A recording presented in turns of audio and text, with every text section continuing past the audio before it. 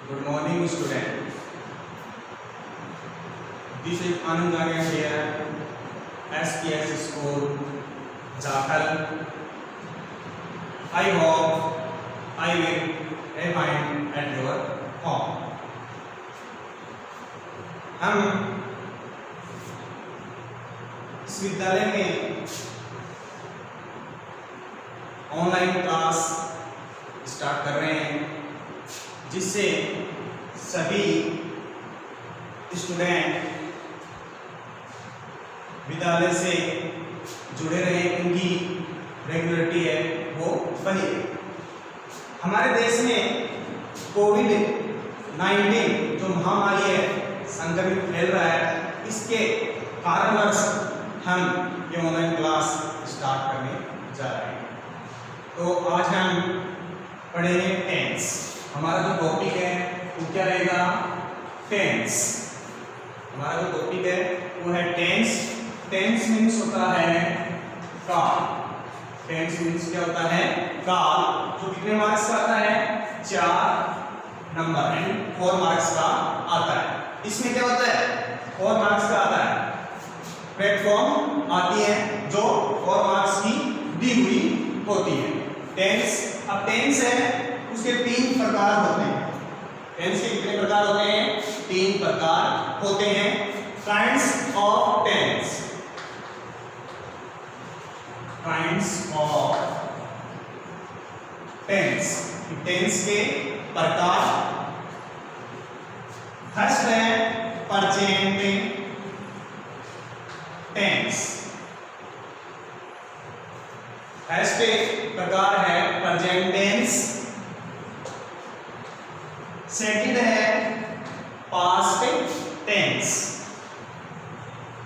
Second है past tense. Third future tense. Third है future tense. पहला है प्रेजेंट टेंस, दूसरा है पास्ट टेंस एंड तीसरा थर्ड नंबर पे आता है फ्यूचर टेंस। ये हो गए टेंस के भाग।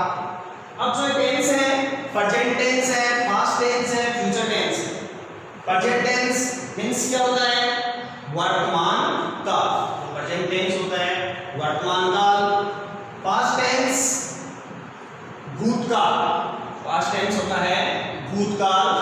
And future tense, future tense होता है भविष्य काल। अब जो प्रेजेंट टेंस है वर्तमान काल, इसमें क्या होता है? जो काम हम कर रहे हैं, यानी जो कार्य हम कर रहे हैं, वो कौन से टेंस में होता है? प्रेजेंट टेंस में होता है। यानी जो काम हम कर रहे हैं वो होता है प्रेजेंट टेंस में, और जो काम बीत चुका है, यानी जो हम कर चुके हैं, वो होता है पास्ट टेंस। यानी जो काम हमने कर लिया है, पूर्ण हो चुका है, समाप्त हो चुका है, वो किस टेंस में चला जाता है? पास्ट टेंस में चला जाता है। फिर आता है फ्यूचर टेंस।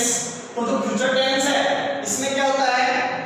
जो काम हम आगे करेंगे, यानी जो हमने सोच रखा है वो काम हम आगे करेंगे, वो कौन से टेंस में होगा? फ्यूचर टेंस में होगा। अब प्रेजेंट टेंस है, तो प्रेजेंट टेंस है, उसके भी कितने भाग होते हैं? 4 भाग होते हैं, 4 प्रकार होते हैं। अब 4 प्रकार कौन कौन से हैं? Present tense, present indefinite. जो पहला है वो है present indefinite. Present indefinite. Second present continuous. Second है present continuous. Third present perfect. Present perfect. And fourth present perfect continue. ये हो गए 4 प्रकार। ये किसके हैं? प्रेजेंट टेंस के। ये present indefinite, present continuous, present perfect, present perfect continuous. आपको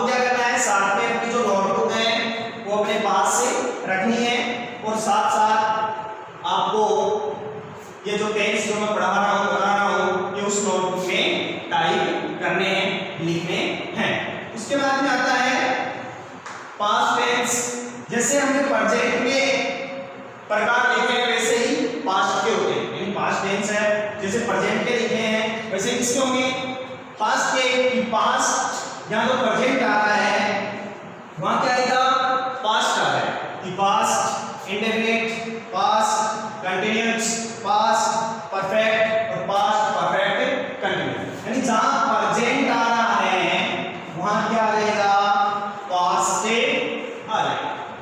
जहां प्रेजेंट आ रहा है वहां पास्ट आ जाएगा। अब आता है फ्यूचर टेंस, तो फ्यूचर टेंस के भी कोई चार प्रकार है, जहां ना प्रेजेंट आया है, पास्ट आया है, वैसे क्या आएगा, फ्यूचर आ जाएगा।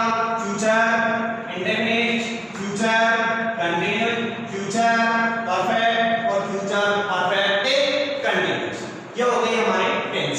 अब जो हम पढ़ रहे हैं प्रेजेंट इंडेफिनिट, अब प्रेजेंट इंडेफिनिट है, इनके भी कितने भाग होते हैं, चार भाग होते हैं। सेंटेंस जो हम वाक्य बनाते हैं, इसके भी कितने भाग होते हैं, चार। कंटीन्यूअस है इसके भी चार, परफेक्ट के भी चार और परफेक्ट कंटीन्यूअस है इसके भी चार होते हैं। अब चार कौन से होते हैं, फर्स्ट आता है simple,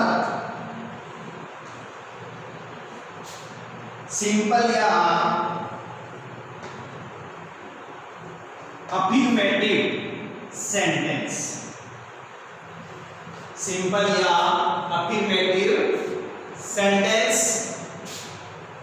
second number negative sentence,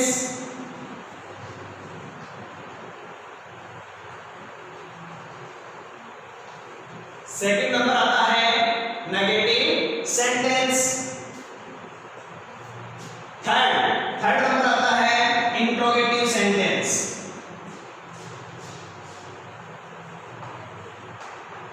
interrogative sentence.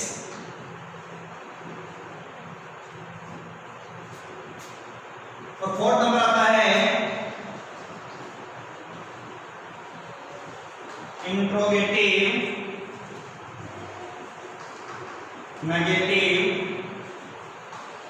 Sentence. Fourth number हो गया इंट्रोगेटिव नेगेटिव सेंटेंस। सिंपल या अफर्मेटिव सेंटेंस बोल सकते हैं इसको।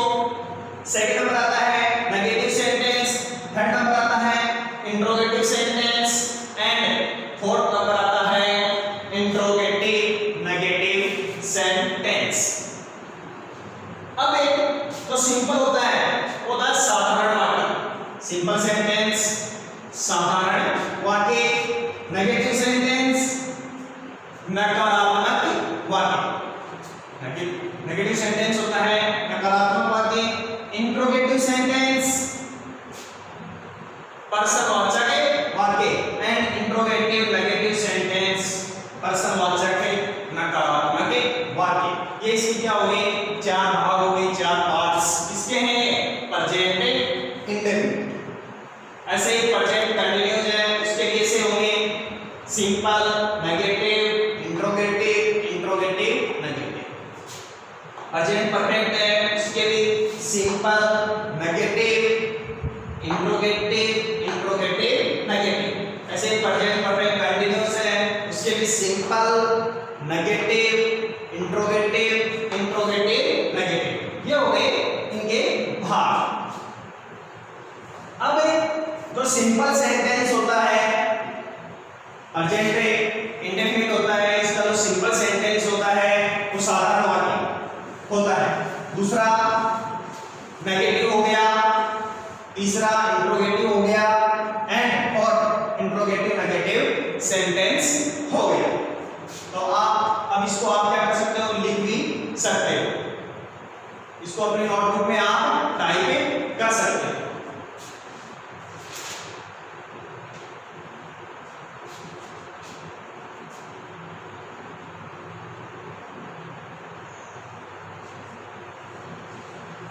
अब हम आगे पढ़ेंगे प्रेजेंट इंडेफिनिट। फर्स्ट पढ़ेंगे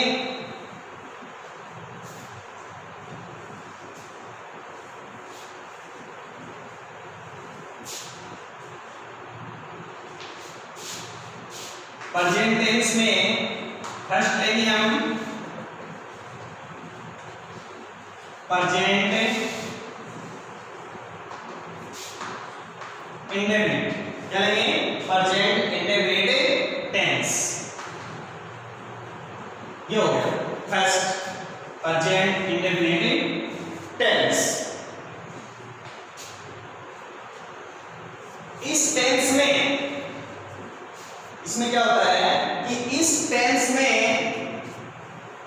वर्तमान समय में किसी कार्य का होना दर्शाया जाता है, कि इस टेंस में वर्तमान समय में किसी कार्य का होना दर्शाया जाता है। जो प्रेजेंट इंडेफिनिट टेंस है इसमें क्या होता है कि इस टेंस में वर्तमान समय में किसी कार्य का होना दर्शाया जाता है। ये होता है इसमें, जो भी काम करेंगे उसको क्या किया जाएगा, इसमें बताया जाएगा या दर्शाया जाएगा। अब इसकी जो पहचान होती है वो क्या होती है, इसकी जो पहचान क्या होती है, ता है, टी है, ते है, काम आदि शब्द आते हैं। इस टेंस की जो पहचान होती है वो ता है, टी है, ते है, काम आदि शब्द आते हैं। जैसे हम कोई सेंटेंस एग्जांपल लेंगे कि वह जाता है, वह खाता है, वह सोता है, कि वह विद्यालय जाता है, वह मंदिर जाता है, या वह जयपुर जाता है, वे जयपुर जाते हैं, या वह विद्यालय आता है, मैं विद्यालय जाता हूं। ये जो है तारा है, ये क्या है, इसकी पहचान प्रेजेंट इंडेफिनिट टेंस, यानी जो प्रेजेंट इंडेफिनिट टेंस है इसकी ये क्या है, पहचान है। अब एक इसकी जो हेल्पिंग वर्ब होती है, हेल्पिंग वर्ब वो होती है डू और डज। हेल्पिंग वर्ब क्या होती है इसकी, डू और डज होती है। अब डू और डज का प्रयोग है कैसे होता है, कहां किया जाता है। डू है हेल्पिंग वर्ब प्लूरल सब्जेक्ट और डज है helping verb singular subject. Singular subject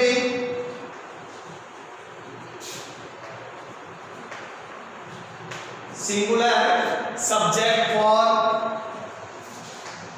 does, singular subject for does. अब सिंगुलर सब्जेक्ट है वो कौन कौन से, इसमें ही, सी, इट या किसी का नेम। यानी जो सिंगुलर सब्जेक्ट होंगे वो है ही, सी, इट या किसी का नेम आ जाए। वहां हेल्पिंग वर्ब क्या करनी है, डज का प्रयोग करना है। अब आता है plural subject.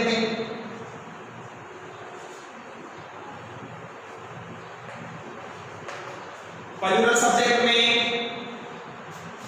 They, we, you, आई, इनके साथ हेल्पिंग वर्ब इसका प्रयोग करना है, डू का प्रयोग करना है। इसका प्रयोग करना है, डू का प्रयोग करना है। जहां प्लूरल सब्जेक्ट हो वहां डू हेल्पिंग वर्ब, और जहां सिंगुलर सब्जेक्ट हो वहां डज हेल्पिंग वर्ब का प्रयोग करना है। अब इसमें मैन वर्ब, तो मैन वर्ब होती है फर्स्ट फॉर्म। कौन सी फॉर्म का यूज किया जाता है, फर्स्ट फॉर्म का प्रयोग किया जाता है। अब इसमें फर्स्ट फॉर्म का प्रयोग है वो कहां किया जाता है, कैसे किया जाता है। जो मैंने बताए थे कि जो प्रेजेंट इंडेफिनिट है उसके भी चार भाग होते हैं, जहां सिंपल है, नेगेटिव है, इंट्रोगेटिव है, इंट्रोगेटिव नेगेटिव है।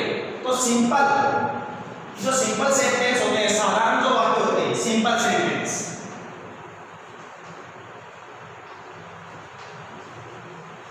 सिंपल सेंटेंस, यानी सिंपल सेंटेंस होते हैं वहां पे किसका प्रयोग किया जाता है, मैन वर्ब की फर्स्ट फॉर्म का प्रयोग किया जाता है। अब मैन वर्ब की फर्स्ट फॉर्म का प्रयोग है वो कैसे किया जाता है कि जिस वर्ड के अंत में जो वर्ड आता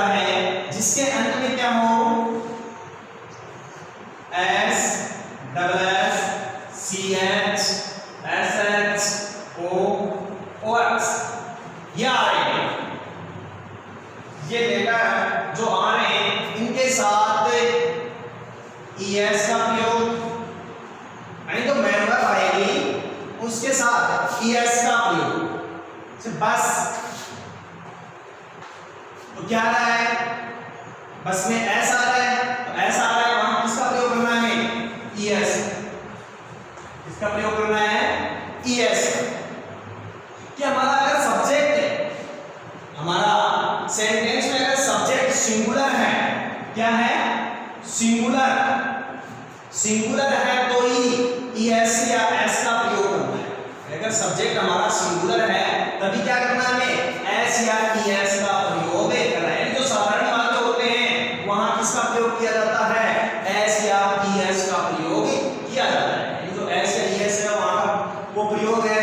जो साधारण वाक्य होते हैं सिंपल सिंगुलर जो सेंटेंस होता है वहां किया जाता है। और जो प्लूरल सेंटेंस होते हैं, प्लूरल बहुवचन जिसको बोलते हैं प्लूरल, वहां पे किसका प्रयोग नहीं किया जाता है, S या ES का प्रयोग नहीं किया जाता है। यानी S या ES का प्रयोग है वो वहां पर नहीं किया जाता है।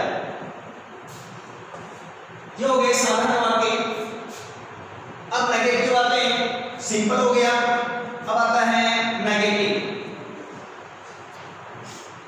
Negative sentence. अब नेगेटिव सेंटेंस में क्या होता है, हेल्पिंग वर्ब का प्रयोग होता है, डू और डज। इसका प्रयोग होता है हेल्पिंग वर्ब डू और डज का। वही singular subject for does, plural subject for do. यानी जो नकारात्मक साधारण जो वाक्य हो गए उसमें हेल्पिंग वर्ब का प्रयोग नहीं किया जाता है।